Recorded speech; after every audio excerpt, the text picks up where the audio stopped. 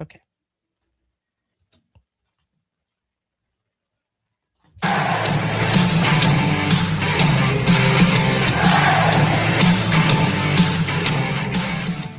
The truth hurts, doesn't it, Habsburg?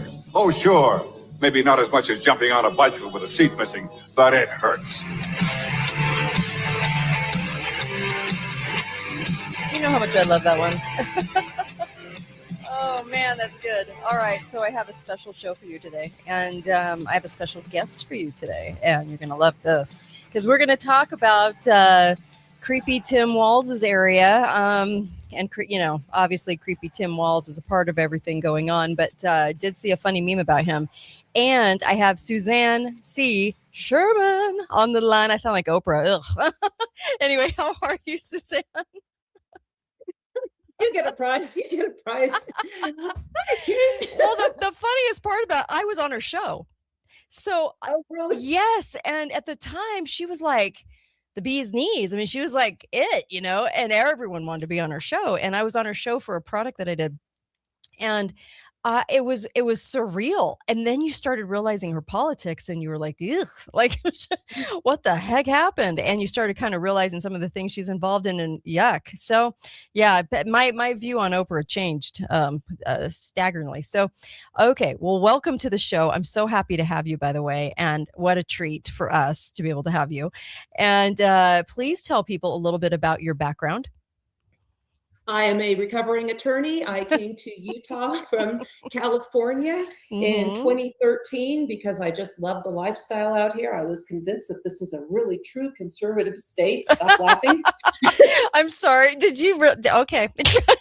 Look at what I came from, Woo. So, not. But anyway, I came out here and I wanted to share my lifestyle and preparedness and self-reliance, but also talk about what my favorite subject in law school and practicing law was constitutionalism, and particularly federalism, with emphasis on decentralization. Because if we paid attention and adhered to the Constitution as what we can say is originally intended when it was ratified by the states, we wouldn't be having the problems we're having today. Most notably right now, what we're seeing with the immigration, the violence, and just this uptick on the hatred and just everything that's happening right now. And it's all so unnecessary, but here we are. Yes, here we are. And boy, do we have some stories.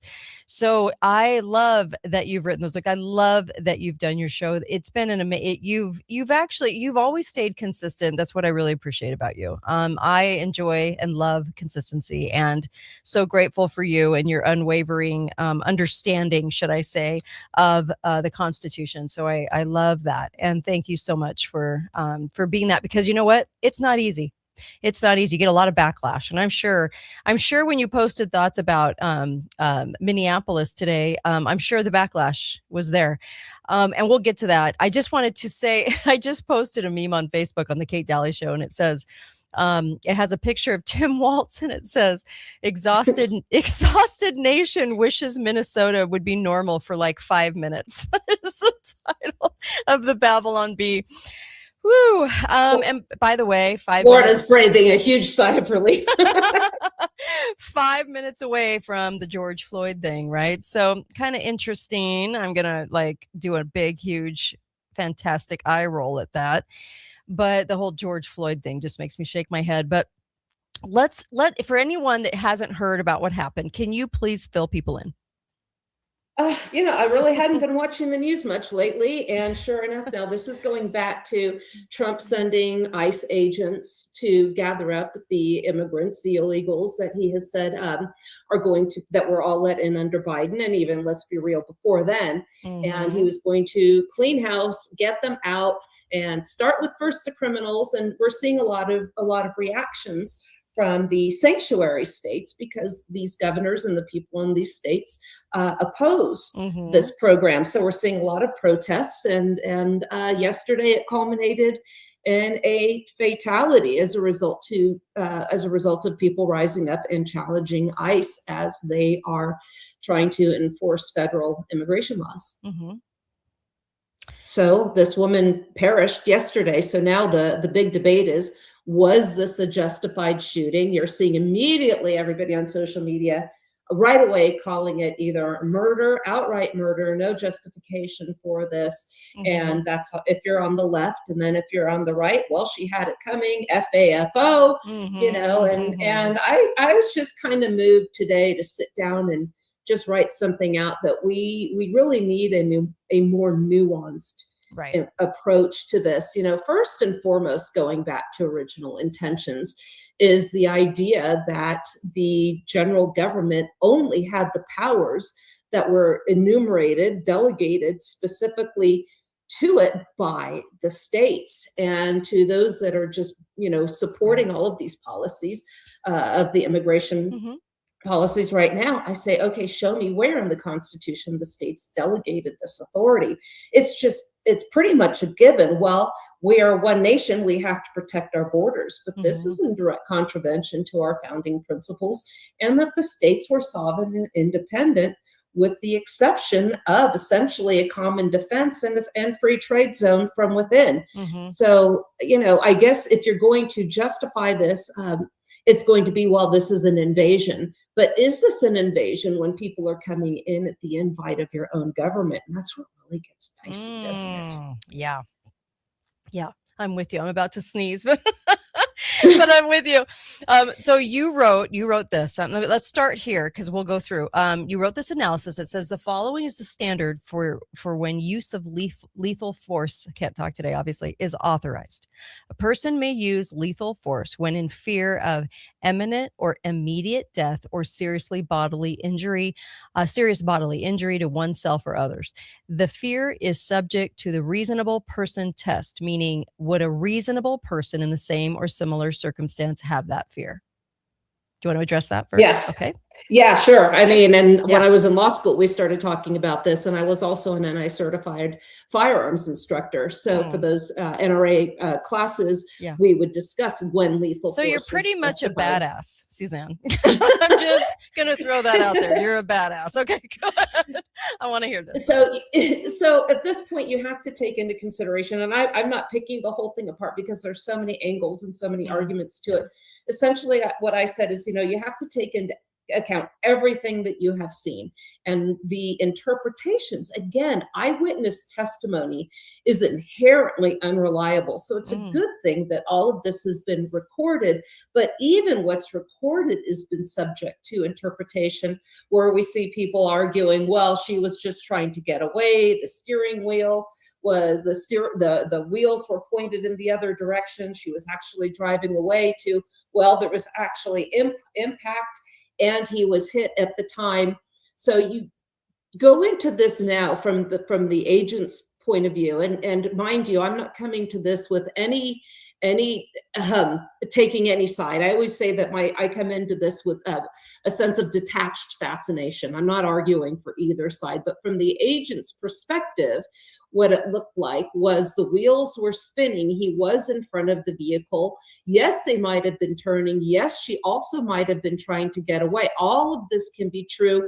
And from what I'm also hearing was that he was in fact injured, meaning there was contact between the vehicle and him, and he had to be treated at a local hospital. Again, this is what I've been reading. Also, the bullet hole is straight into the into the windshield, which means he was directly in front of her when she was shot. The other, I believe this is what it looked to me, again, I haven't spent all this time picking this apart, was that another officer fired into the through the side window that was down as she was driving away, and that was not necessary. The argument was she was driving away and trying to leave. Here's what I was taught from a tactical standpoint, and I would also make this this argument from a legal standpoint in court. So what I was taught, I had an amazing firearms instructor, Louis Auerbach, who also spent 30 years under the tutelage of Colonel Jeff Cooper. And what we were taught was you shoot until the threat is stopped. Okay. And some people say, yeah, fire till slide lock, meaning you're out of bullets. No, you shoot until the threat is stopped. But what Louis also would tell us If the guy is down, he's flat out on the ground, and he is there, and his hand still has the gun, and his finger is near that trigger, you shoot. You shoot until that is Right. no longer a threat. So that would be the argument I would make, the justification I would make if in fact somebody shot through the side window as she was leaving, because from what I'm seeing and hearing is she was also driving very erratically and interfering with the agency as they were trying to go about their task at hand. So if she was already doing that, a vehicle is considered a deadly weapon. In California, we considered it was assault with a deadly weapon with a vehicle. And that was obviously prison and also as a felony and a lifetime suspension of your license. So this is taken very seriously. So that being said, it's a really tricky situation. I think it would come out. I don't see the officer being charged for anything. My take on it was this was not an unjustified use of deadly force. I know people are going around slinging the term bootlicker and statist for all of that. Everybody has a right to come home. Everybody has a right to come home. Also, there was some indication that there was reflection of the sky on the steering wheel. So or on the windshield, I should say. So this vehicle's coming at the officer. He had to get out of the way. Well, to that, there's an argument, well, he never should have jumped in front of the car in the first place. That's also putting yourself in danger, but that's also the job of law enforcement at times, right? So there are so many nuances. And if I was assigned the task of representing either side, I could make either argument. My personal opinion is I do not think this was an egregious misuse of lethal force given the circumstances. I also, in what I wrote today on social media, was approaching this because, as you know, I'm also a prepper, and the purpose of being prepared is to be able to survive dangerous or emergency situations. Now, this woman has 3 children and a wife. One of the kids is 6 years old, and his father had already passed away. Now, as a mother, your first concern really should be for your children and to make sure that you are there for them. And my take on this was she voluntarily interjected herself into a highly provocative and dangerous situation. And this is the entirely foreseeable and likely outcome of putting yourself in a position like that. The other thing I had said too, also, if you are involved in contact with police officials and they pull you over, they arrest you, they're questioning you, that's not the time to lecture them on whether or not they have lawful jurisdiction. Somebody commented on my post that they had no lawful jurisdiction. They shouldn't have done that. That's not the time to tell them that. Everybody's emotions are fired up. They've been dealing with violence throughout the country at these various places. So everyone's ginned up right now. Then you have the politicians also, riling up the mob. So this woman now, maybe she was panicking. Maybe she was scared. So first of all, avoid the situation in its entirety. And second of all, if they come to you and tell you to stop, this is the time you stop. They're armed. They've got their adrenaline going. You need to comply. And when I say comply, I'm not saying because you have to obey the law. I'm saying this isn't the time to sort this out. You do what you need to do to survive the situation. But hitting on the gas pedal when you've got agents to the side and to the front of you, hitting other vehicles and driving through a situation like that is exactly how you get yourself killed. The real victim in this story is this poor little boy now who doesn't have a mom. Let's take a caller real fast. Go ahead, caller. You're live with Suzanne C. Sherman. Suzanne, I have a lot of history of teaching people how to manage assaultive behavior, mostly disabled. And you mentioned one criteria, absolutely correct, clear and present risk of danger before you use any force, clear and present risk of serious injury or death. There's another criteria that you probably were taught too. You always use the least amount of force necessary. So this person, to me, it looked like it wasn't clear and present risk. The wheels were turned. She was turning the way she was turning and acting. She was trying to get away. Well, somebody that crossed the border illegally or somebody protests beyond the law, you don't shoot them. You go after them. So I think was it necessary? Was it necessary? Yeah, is the and question. the other question is, this wasn't a law enforcement action. The law does not give the federal government, I think you were starting to talk about this, any authority under the Constitution for managing immigration at all. Only nationalization. So by that standard, they had no more authority or right than you or I did. If I was in front of that car and I shot that lady, I would be in jail right now. Right. And this is the point is when you're in the vehicle, and that's a great question. That it was something we do plan to bring up. And I actually wrote an article about that, and it's in my book. When you're in that situation and you're driving and the officers are pulling you over, this is not the time to lecture them on federalism. That it's just not the time. Right. And you can also make that argument. Yes, she was driving away, but she had also been driving away and interfering. It looked like, and my understanding is that she had perhaps hit some other vehicles. Regardless, even if she didn't, she's driving in a manner that is showing she does not have control of her emotions. She's trying to get away. She's disobeying an order. I'm not going to say lawful order right now, because again, it doesn't matter if it's lawful or not. Your job is to survive. Your goal is to survive. So she is disobeying an order. They are going to stop her because she is driving a lethal weapon. There are other officers on site. There are other people on site. Their job is to try to save lives and to stop a threat. If she had survived and I was a prosecutor, that's what I would be arguing, that she was continuing to be a threat. I don't know if I would use the term domestic terrorism. There's a lot of ad hominem going around here. They like that but word. I don't see how you de-escalate this situation when she was already hell-bent on getting out of there. Their goal, her goal was to get out of there. Their goal was to stop a threat. And they tried to stop her. They gave her the order to stop. She chose to ignore it. She chose to accelerate in the direction of an officer, and she paid the price. She paid the ultimate price for it.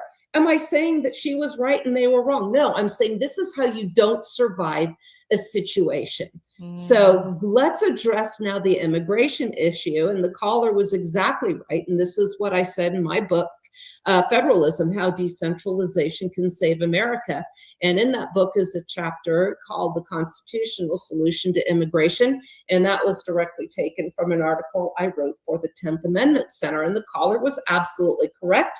And this is what I even said on one of my other survival posts, where they're very much on the right. And I said, we have to first look at who has the lawful authority to regulate immigration. Show me. And I just asked them, show me where in the Constitution the states delegated the power to regulate immigration to the general government. And it's not there, but people will make it up. And the caller was right. Naturalization, Article 1, Section 8, Clause 4 is not the same as immigration. It's a pact, United States citizenship, no more, no less. Then the argument that this guy threw at me this morning, the Supremacy Clause says that they can do it. So my response to him, and I haven't heard back, was, does the phrase or the clause in the pursuance thereof mean anything to you? So what this means, and this is not what we are taught in school, by the way. In school, we're taught, well, if there's ever a clash between federal and state law, federal law always trumps. That's kind of funny. That's federal what we're law told. always it trumps state law always. Right. So, but in the pursuance thereof, again, the Supremacy Clause says that the Constitution and the laws of the United States in the pursuance thereof are the laws of the land, so are the supreme laws of the land. So if there is a power or a law that addresses a power that was not delegated, look to Article 1, Section 8, that's not in the pursuance of the Constitution. But here's the question that I'm asked, and this is a very, very valid one, because now we have to be pragmatists, because the general government asserted they just took this power. Right. And nobody challenged it. When they went to the black robe messiahs, the Supreme Court said, oh yeah, they can do this. Congress can do this. So here's where we are. And this is an example of why it's pure fallacy to expect one branch of the central government to rein in its own power. So look what we have now. In 1965, we had this new Immigration Act. This was not a referendum. Nobody got to vote on this. Nobody was asked their opinion. We are going to bring social justice to immigration, and we are going to bring in third world migrants in the interest of fairness. And it has been an absolute disaster. Now, based on this, what followed? HUD, Housing and Urban Development, Jim Bovard, I don't know if you should be familiar with him, wrote an article about that, how HUD has absolutely destroyed housing markets and the housing values of Latino and Black Americans. They finally save enough to get out of their communities, which are crime-ridden. This is not racist. These people want out of these communities. And then the feds say, we're going to dump the Section 8 housing and government housing in here, and then their property values plummet. So this has been an unmitigated disaster for everybody but the grifters and the politicians that profit off of these programs. Case in point, all the other shenanigans with the Somalians in Minnesota. And by the way, this isn't the creation of the brain trust of the Somalians, whose mean IQ is 67.7, by the way. You're right. The mental retardation cutoff is 70. And again, this is no attack on the Somalian people. No, that's just a fact. It's a fact. And there's a reason they were brought here. There's a reason they're brought here in great numbers, because they can be manipulated. And do you honestly think they come up with that? There was just an article the other day, I can find this, about this white woman who was behind all these. So these white liberals come in here and come up with all these fraudulent programs, and then, oh, lo and behold, everybody points the finger at the Somalians. That is it. We have a caller for you. Go ahead, caller. Hey, greetings, Kate. Hi. I've got a couple of questions, but bear with me because I sent you several videos today. You may not have seen them on this line, but I need to ask your guest, has she seen the videos, plural? I've seen several of them. I have seen several. There's quite a few. And they're different. Yeah, there are a lot of them. I saw one where you can see, it was like to the rear quarter of it, where you can see the front tire spinning, moving, and the back, I think, is spinning. The gas is on. If it was in four-wheel drive or an all-wheel drive, I think it would have lurched forward. He might not have gotten out of the way. There are some, that was the one to me that was the most telling. Then I saw another one where an officer fired, I think it was from the side straight into the window, if that's exactly what I saw. So what was your question? We got to hurry because this is a short show today. Okay, there's one video where it shows the officer walking around the van and positioning himself right in front of it. And he's got a cell phone. He's videotaping everything. And here's the thing that I want to point out. All right. They're using a technique of conflicting orders and they've kind of scrubbed this audio a little bit, but I heard it. You have one officer ordering her to get out of there, to leave. And then you have another officer telling her to stay, to stop, to get out. Okay, so this is creating a plausible deniability so that no matter what she does, there's an officer that told her something different and they've got covered. This is a technique they use. Number two, the shooter guy, he positioned himself in front of the car right at that angle. And you said, and I'm going to correct you, he didn't shoot straight in directly at her in front of the wheel. If you look at that bullet hole, it's 3 inches off the pillar, which would be at an angle. When he watched the video, when he actually pulled his gun, she's still backing up. She's not going forward towards him. Once her tire is turned, then you see the front wheel on ice. This is an icy road. spin and she's pulling away. And at that time, he is back away, adjacent to tire, not in danger. He aims.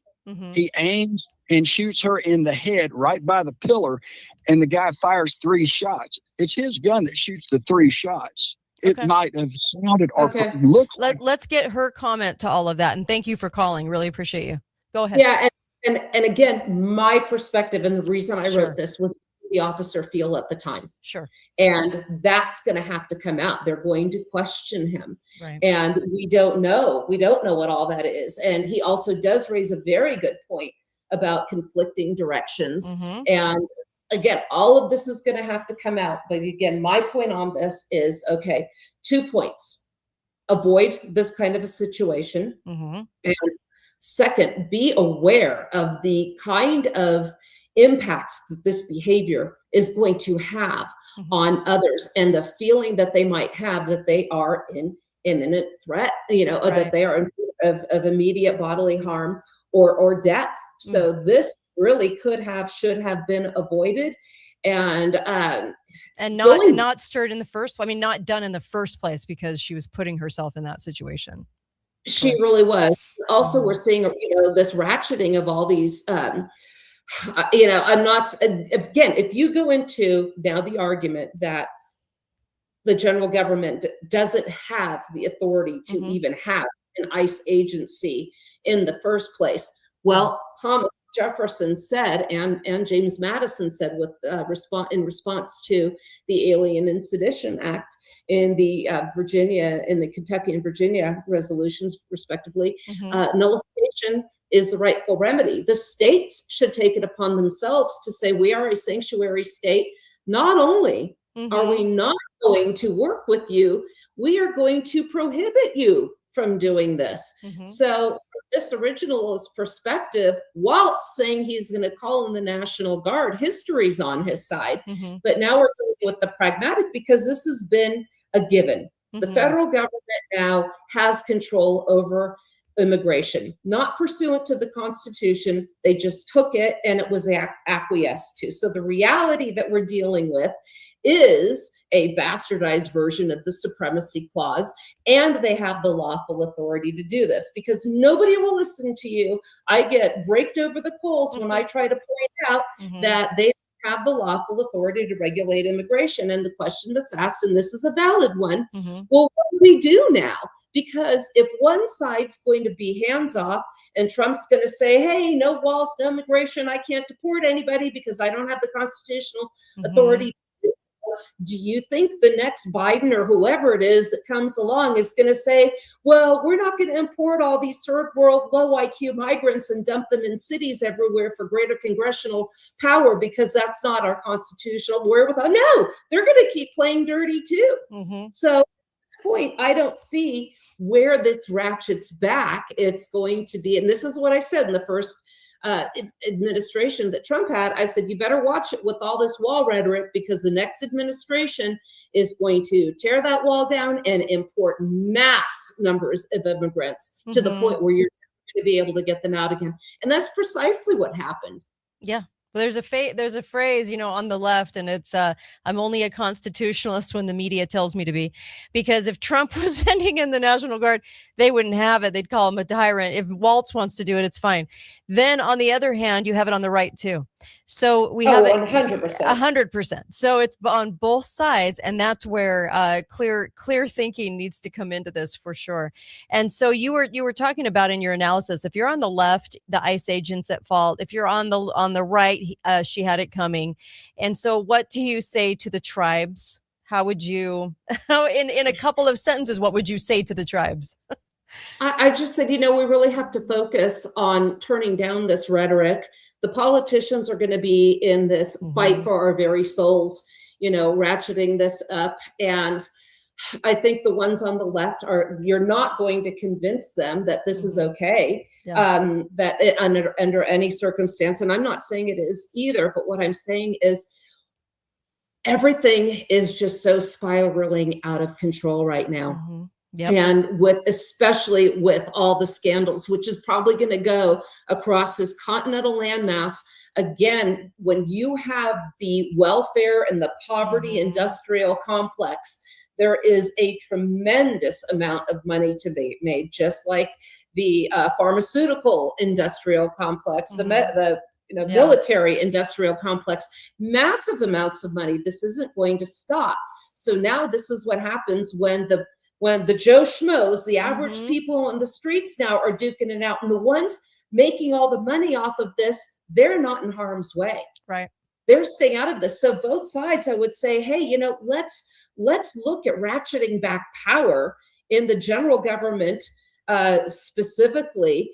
And overall, as a policy, they have too much power. They're controlling everything. Yep. And because of all this power, it wouldn't be, I am somebody that really believes in free travel, free association, and essentially Brian Kaplan's arguments, economic arguments and liberty arguments for a borderless society. But you can't have a borderless society when you have an all-powerful state that recognizes no limitations of its own power.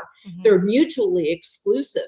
And what we have is open borders when we have the Democrats in charge. And then I can't really say a closed border. I guess the border per se is closed, but we have the H-1Bs. Now we have the 600,000 Chinese. We have all, now the Venezuelans can apply for asylum. So, we really don't have that. And then with the state comes all the welfare and all the fraud and all the Americans suffering, the people that have worked really hard, feeling cheated, and they're just trying to make their payments. And we've got this rampant inflation. And now Trump has said, $1 million or $1 trillion, is not enough. Our next budget for the military has to be 1.5 trillion. Where is this going to end, and what is the end game? And I think you were talking about with Venezuela what some of the end game is here. Yep. It certainly isn't decentralization. No, and it's not drugs. I laughed when I heard that, because I'm like, oh, come on, are we that stupid? But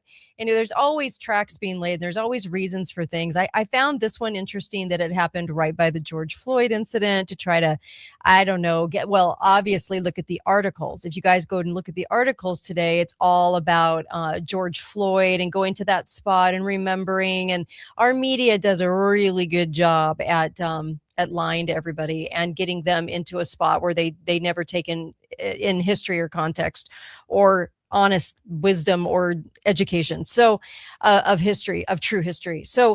So when we found out later there was some ties between Floyd and Chauvin, and there was all kinds of weird, crazy going on behind the scenes on that one, and that he got a deal and he became an informant, whatever the situation was. But so it'll be interesting to see the fallout of this one. It doesn't surprise me. It's in Minnesota. It doesn't surprise me that it is that they're bringing up George Floyd every 5 seconds to stoke the fire of this, to get liberals down there. And usually when I see the side, when I go into the tribes, I'm looking at the tribes all the way.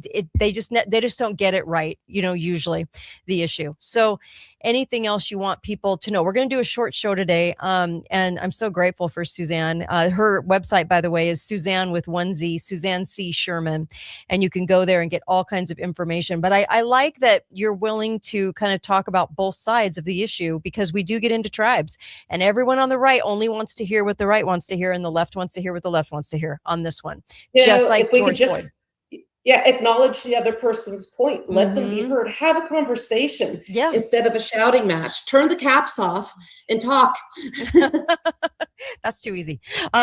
So we're looking at a lot with this. But what do you think happens with this? Because the media is sure stoking the fire on this. What would be your crystal ball over the next couple of weeks? You think they'll put this into a huge, never-ending 24/7, coverage, or what do you think? I don't think that this officer is going to be a scapegoat like Chauvin. I don't think there is any way that he will be charged, let alone tried, let alone convicted. I don't see that happening. The optics on the Chauvin case were, with Floyd were really horrific. And I think it's disingenuous to compare the two here. Other than location, I'm just saying that it was just crazy when they went with location. And I do have questions about what happened with George Floyd, just looking at all the little details. But it was just strange to see George Floyd all over the news today. You know what I mean? Than just this particular incident. So I thought, okay, what are they doing? My next question with the media is, what's their angle now? So I think they're going to capitalize on this. And I think the one thing that even the right needs to remember, even if it's your guys in charge and you're happy with what's going on right now, this could be you at some point. There is no offense so small and so insignificant that they will not kill you over if you do not comply, if you defy them. And it doesn't matter what side you're on. That's true. And so the word terrorist keeps coming up. The snatching of Maduro, right? Because he was a terrorist, they don't have to go through Congress. Now, I would love for you to tackle that for a moment. The terrorism word now being used by the feds whenever it's convenient for them. You just answered the question, whenever it's convenient for them, there's the argument that he was that he is a foreign leader in a sovereign country. You have the arguments of the Monroe Doctrine, and that the United States has the obligation to keep certain behaviors out of this hemisphere. My question too, though, is what's the long game if the United States plays nice and ignores China's entrenchment with their Belts and Roads initiative that we see in Africa, in the Western Hemisphere, in Latin America? I don't know what that is, but do we really ignore it, or do we send a message to China, which is exactly what our good friend Jung Bon said that this move was about? It's about sending a message to China. And is this oil going to help us? I don't know. It seems I don't know. Their oil's interesting. It goes into the tankers. It's pretty sludgy. So I can't imagine. Well, in the Gulf Coast are the refineries to process that heavy crude. So we can handle that. But and I'm already hearing now that there's a lot more violence in Venezuela as a result of this. A lot of people are getting executed in the streets. We haven't had a successful regime change, but by the same token, I don't know what the outcome is if we do nothing and try to be the nice guys while everybody else is in it to win it. Right. And then there's this, and I brought this up on the show, and you can tackle this for a few minutes before we leave. But I look at Trump and I'm thinking, okay, I'm on the right and I'm a conservative. Okay. So I'm looking at Trump and I'm going, wow, why isn't anyone asking why he's in the middle of Ukraine and Russia's deals? Why is he in the Middle East deals? Why are we taking Greenland? Why are we taking Venezuela? Who put us in this position, and why is no one asking a question as far as this is not okay? And do we have the authority to be this person in the globe? So can you please answer that? Well, as far as Greenland is concerned, okay, let's accept as true the argument that it is a strategically sensitive area. China's encroaching in that area, and it's a major transportation center for them and thoroughfare. Okay, well, we have bases everywhere else. We have bases there. That's what I'm saying. I'm like, why all of a sudden Greenland? I mean, has it posed is there a threat going on? Is there something happening? And we also, is it illegal to just go, and I want that country, and I want that country, and I want that country? What is wrong with us that we're not asking these questions? Because if King Dingaling was doing this, Biden was doing this, everybody'd be up in arms. Well, I agree. And, the arguments were brought up to me. Well, we bought Alaska. I would think the times are a little bit different now. But even with Greenland, have a treaty with them, set up some sort of a treaty. And because what I'm seeing, and maybe I'm just getting certain bits and pieces of it, is the Greenlanders are saying we're not for sale. They don't want to be. I mean, great. Does Greenland want our Section 8 housing that we talked about going up over there too? So, do we really want our really crappy policies and government agencies, or do they want all that coming to their area of the world? I sure as heck wouldn't want it. Yeah. Well, and the whole Venezuela thing, all they had to do was say terrorist. And I'm sorry, I actually think he's an asset. But from the research I've done, but Maduro himself. But I just think that we're just kind of they prime the pump and they make sure that we don't ask any questions because the media doesn't ask them, and so then now it's our job now on steroids to ask more questions and to say that something's not right here, and let's go into more details. And so I appreciate you doing this. Any last thoughts in this last 5 minutes you'd like to share? You want people to understand about this whole situation in Minneapolis? I think, well, going back first to Greenland, I think the United States government is very comfortable with justifying everything they do, everything they say, every lie they tell by putting it under the umbrella of national security. I mean, for crying out loud, look what they did with the Epstein list. Look what Mike Johnson said. Well, if people know the truth about the Epstein list, it's going to undermine their faith in the political system. Well, that, sir, is exactly why you need to release it. Yes. And elections are national security under the emergency rule of 2004. So everything gets put under there that they don't want to talk about. Everything. Yeah, and you can thank the Patriot Act for this. And, there's no mystery why that wouldn't happen. Everything was running pretty smoothly up till then. So that was a defining moment. And we never get after a ratcheting back of all these contractions of our rights, when things seem to settle down. I don't know what's going to be happening. To me, I think it's very frightening that we're landing helicopters on ships flying Russian flags.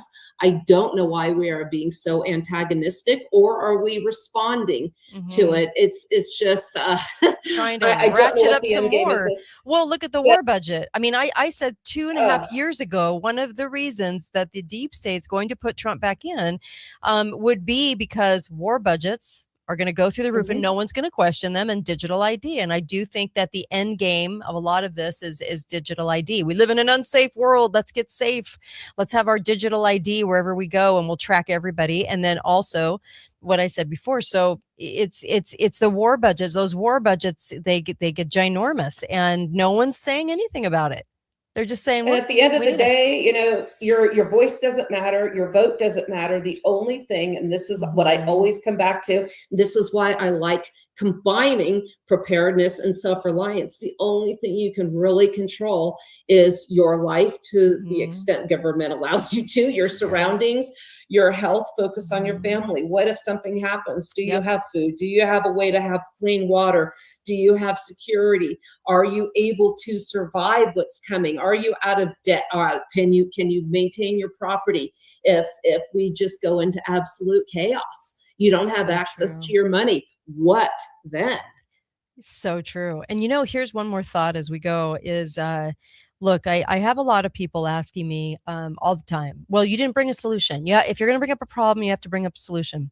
The solutions aren't easy, and they're not going to come overnight. And here's the deal. Somebody asked me this today. They said, well, in the end game, what happens to us? And I said, well, there's going to be a split in society. You're going to have people that don't believe the government and don't believe the media, and they are going to be ostracized to the point where you can't utilize the internet. So if you do for your job, you're going to be kind of sunk for entertainment and for work. And so, like you said, when you're thinking about prepping, think about what happens if you can't utilize the internet. Let's say you're barred from using the internet because you're not going to play the games.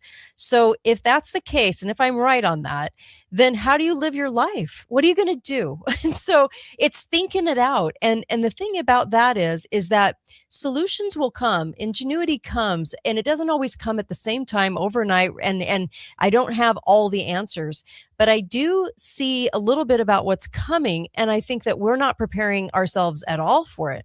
We're so dependent. Exactly. So, and when people clamor for solutions and say, well, you just bring up problems and you have no solutions, to me, these people are intellectually lazy. And if any of you are listening to this now, yes, I mean you, because a lot of these people are happy to listen to Mark Levin or to Fox News or CNN or The View or whatever. And the solution is always to point to the other party. And everybody's happy. Yeah, it's those damn Democrats. Yeah, it's those Republicans. Oh, the Trump and these Nazi Trumpsters, on. There's their solution to blame the other party. But is there any solution other than rhetorical? and they're the ones who are going to be suffering. Or somebody just wanting somebody else to get the solution. Well, it's going to take a lot of us working together. All the ways in which they came up with the spies, George Washington spies, and how they conducted business and what they did to thwart the big enemy, which was Britain at the time, right? So however they did that took time and took ingenuity, and it took a lot of in the moment trying to figure out what to do. So it's not as if we would have all of the answers right now anyway. So, and there's no solutions without discussions. Yes. You have to have the discussion, which Yes. is why these long format, yes. Opportunities and platforms are so great, because they'll say a couple stupid things on Yes. Fox and then go to a stupid commercial and then back to their next stupid Yes. topic. And absolutely nothing's accomplished, but Yeah. you point the finger at the Democrats. Yes. And everybody can mark off their gosh. day. And here's one more thing. It's hard and difficult to mention solutions without broadcasting them as solutions, because sometimes on the show I'll talk about things and I'm like, wink, wink, hint, hint, because I don't want a lot of stuff out there. I don't want things out there that I've thought of, because I don't want them, trying to thwart those measures.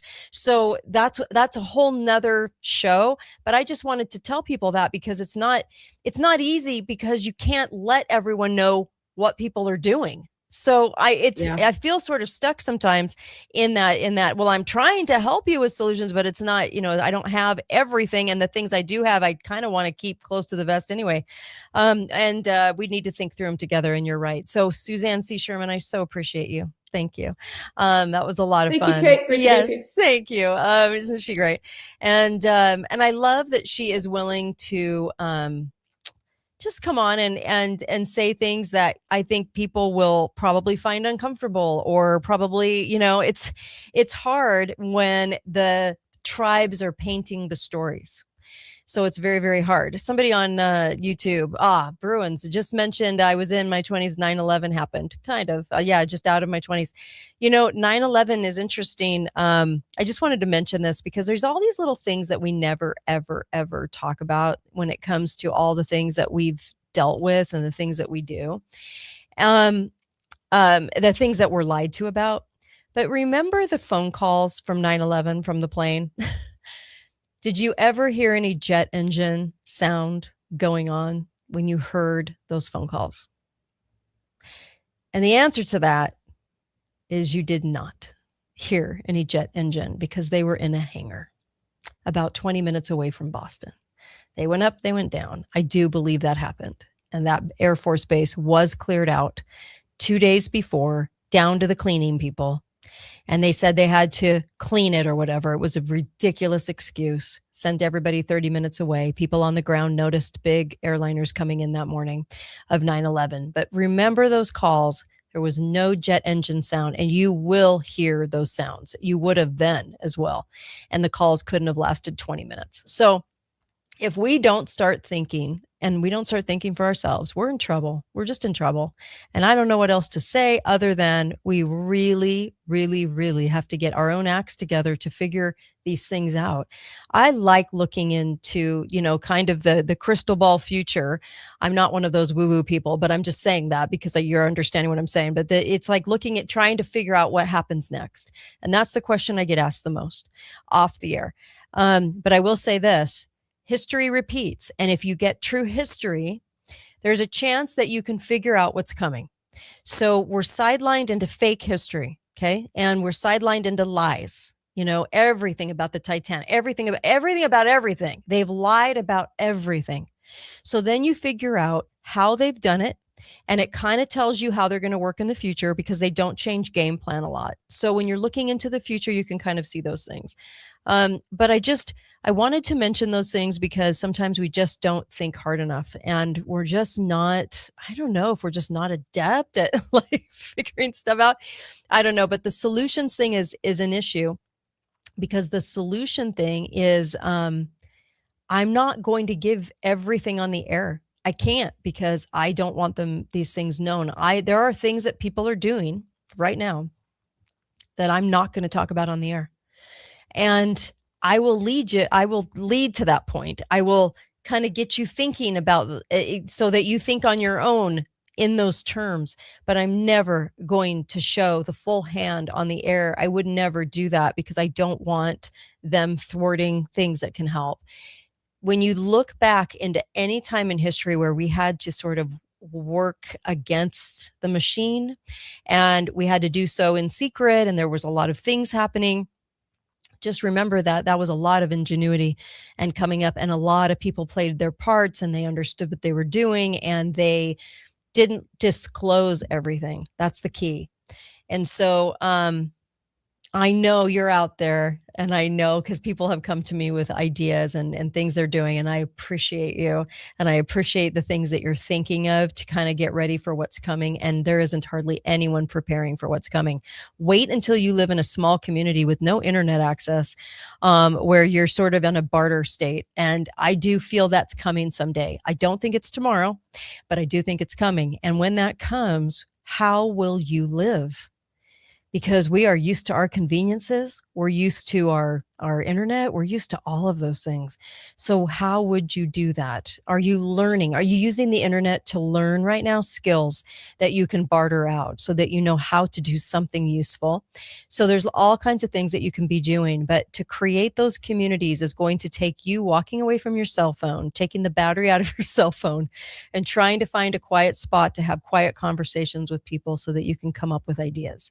That is the best way to get solutions, and that people can work together on those solutions. So I'm just saying it's important. It's important.